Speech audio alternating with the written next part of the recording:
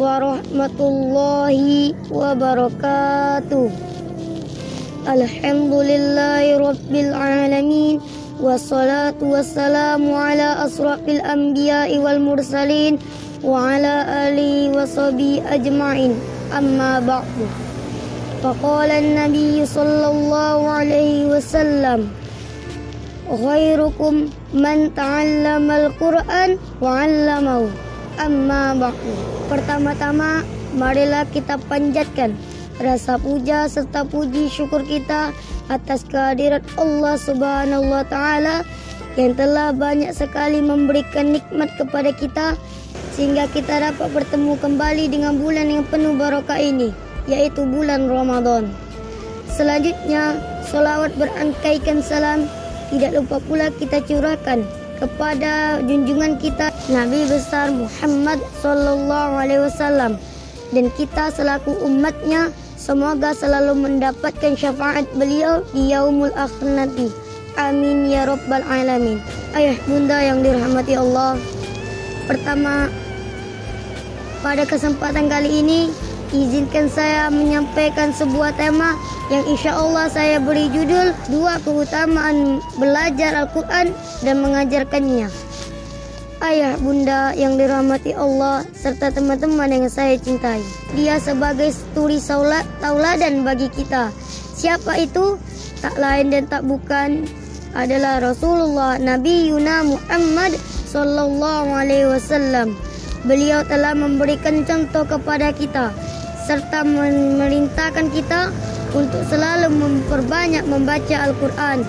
Bahkan orang yang paling baik adalah bukanlah orang yang paling ganteng wajahnya, bukan yang paling cantik parasnya, bukan yang paling banyak hartanya, bukan pula yang paling tinggi pangkatnya.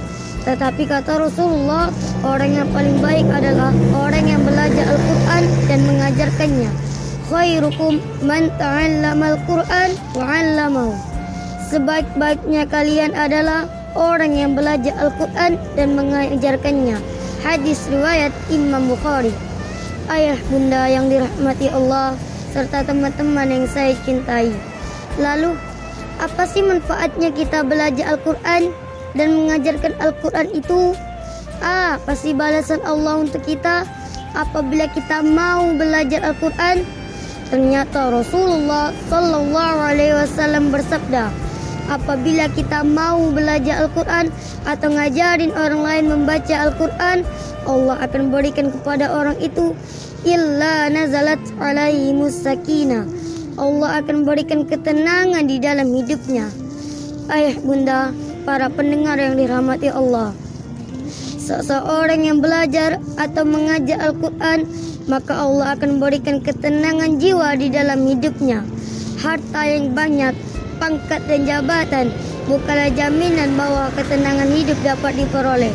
Berapa banyak orang yang hartanya berlimpah, fasilitas hidupnya mewah, tetapi hatinya selalu gundah dan gelisah. Satu rumah tangga yang di dalamnya seorang ayah mengajarkan anak-anaknya Al-Quran, maka Allah akan berikan sakinah, ketenangan dan kebahagiaan di dalam rumah tangganya. Satu kampung yang di dalamnya ada majelis-majelis yang mengajarkan Al-Quran, maka Allah akan turunkan kepada kampung itu ketenangan dan kedamaian. Lalu setelah Allah berikan ketenangan jiwa kepada orang-orang yang selalu belajar ataupun mengajarkan Al-Quran, janji Allah selanjutnya, wa khasyat umur rahmah, Allah akan turunkan rahmat dan kasih sayangnya kepada hambanya yang selalu belajar dan mengajarkan Al-Quran. Ayah bunda serta para pendengar dimanapun berada, seluruh makhluk Allah yang ada di alam jagat raya ini, tidak satu pun ada yang luput dari rahmat dan kasih sayang Allah. Seekor burung yang keluar meninggalkan sarangnya di pagi hari dalam keadaan perut kosong, dengan rahmat dan kasih sayang Allah kembali ke sarangnya di sore hari dalam keadaan perut kenyang. Rahmat Allah itu adalah seekor induk gajah yang tidak akan pernah terinjak anaknya. Rahmat Allah itu adalah seekor induk harimau yang tidak akan pernah memangsa anaknya. Rahmat Allah itu adalah seorang hamba yang Allah berikan kekuatan untuk selalu dapat istiqamah dalam menjalankan kebaikan dan istiqomah dalam meninggalkan larangannya.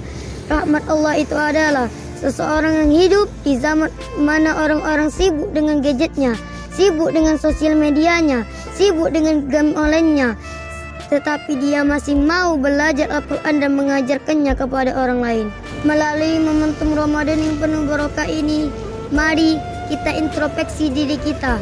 Apakah waktu kita lebih banyak kita gunakan untuk mempelajari Al-Quran, membaca Al-Quran, atau lebih banyak kita gunakan untuk membaca hal-hal yang tidak penting di sosial media melalui handphone kita?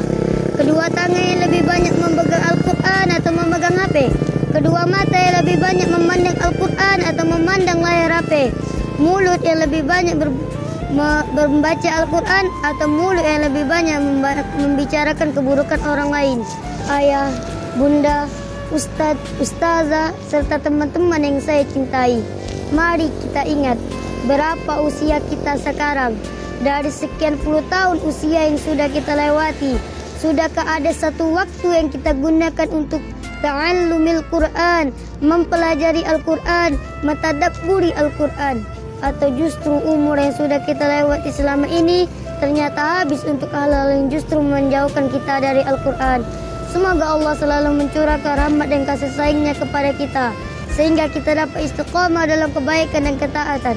Amin ya rabbal alamin. Saya Al-Faqir Firmansyah, siswa kelas 7 dari SMP IT Nurul Hikmah, memohon maaf sebesar-besarnya apabila dalam penyampaian ini masih banyak terdapat kesalahan dan khilafan. Billahi taufik wal hidayah, wal ridho wal inayah, wa assalamualaikum warahmatullahi wabarakatuh.